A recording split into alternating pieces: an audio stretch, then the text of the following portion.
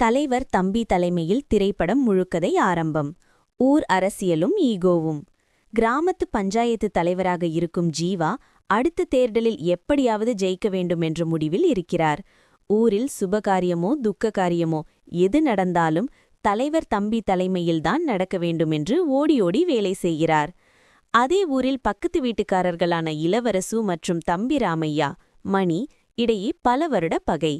இளவரசுவின் மகள் சௌமியாவுக்கும் பக்கத்து ஊர் பையனுக்கும் திருமணம் முடிவாகிறது. இந்த திருமணத்தை ஜீவா முன்னின்று நடத்துகிறார். ஒரே நாளில் கல்யாணமும் சாவும். திருமணத்திற்கு முதல் நாள் இரவு தம்பி ராமையாவின் தந்தை வயதானவர் இயற்கை எய்துகிறார். ஊர் முறைப்படி ஒரு தெருவில் துக்கம் நடந்தால் அங்கு மங்கள நிகழ்வுகள் தள்ளி வைக்கப்பட வேண்டும். ஆனால் இளவரசு திருமணத்தை நிறுத்த சம்மதிக்கவில்லை. இதை சாதகமாக்கிக் கொண்ட தம்பி ராமையா தன் பகையை தீர்க்க ஒரு விசித்திரமான முடிவை எடுக்கிறார். நாளை காலை 10 மணிக்குத்தான் என் தந்தையின் இறுதி ஊர்வலம் நடக்கும் என்கிறார்.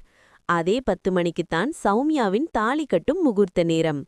இறுதி ஊர்வலத்தின் மேலம் ஒரு பக்கம், திருமண கெட்டி மேலம் ஒரு பக்கம் என ஊரே போர்க்களமாகிறது. மாப்பிள்ளை வீட்டார் சாவு விழுந்த வீட்டில் கல்யாணம் நடக்கக்கூடாது என பிரச்சனை செய்கிறார்கள். ஜீவா இரு தரப்பையும் சமாதானம் செய்ய முயல்கிறார். ஆனால் இளவரசு மற்றும் மணி ஆகிய இருவருமே தங்கள் ஈகோவில் உறுதியாக இருக்கிறார்கள். ஊர் மக்கள் 2 பிரிவாக பிரிகிறார்கள். தேர்தல் நேரத்தில் இது தனது செல்வாக்கை பாதிக்கும் என்பதை உணர்ந்த ஜீவா ஒரு மாஸ்டர் பிளான் போடுகிறார். முதலில் தம்பி ராமையாவிடம் சென்று உன் அப்பாவிற்கு செய்ய வேண்டிய மரியாதையை ஊரே பார்க்கும்படி பிரம்மாண்டமாக செய்வோம் என்று ஆசை காட்டுகிறார். மறுபக்கம் இளவரசுவிடம் முகூர்த்தத்தை ஒரு அரை மணி நேரம் மாற்றி அமைப்போம் என பேசி பார்க்கிறார். ஆனால் இடையில் புகுந்து அரசியல் செய்யும் எதிர்க்கட்சியினர் கலவரத்தை மூட்ட பார்க்கிறார்கள். ஒரு கட்டத்தில் பிணத்தை எடுப்பதில் கலவரம் வெடிக்க தாலி கட்டும் நேரத்தில் மணப்பெண் சௌமியா காணாமல் போகிறார். சௌமியா தனது காதலனுடன் ஓடிவிட்டதாக வதந்தி பரவுகிறது.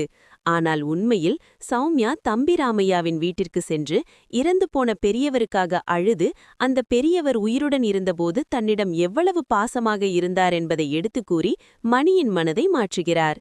இறுதியில் ஜீவாவின் சாமர்த்தியமான பேச்சால் மணி மனம் இறங்குகிறார். முதலில் திருமணத்தை நடத்திவிட்டு பிறகு ஊரே சேர்ந்து பெரியவரின் இறுதி சடங்கை கௌரவமாக நடத்துகிறார்கள். முடிவு: பகைமையை விட மனிதநேயமே முக்கியம் என்பதை உணர்த்தி மீண்டும் பஞ்சாயத்து தலைவராக ஜீவா மக்களின் ஆதரவை பெறுவதோடு படம் நிறைவடைகிறது.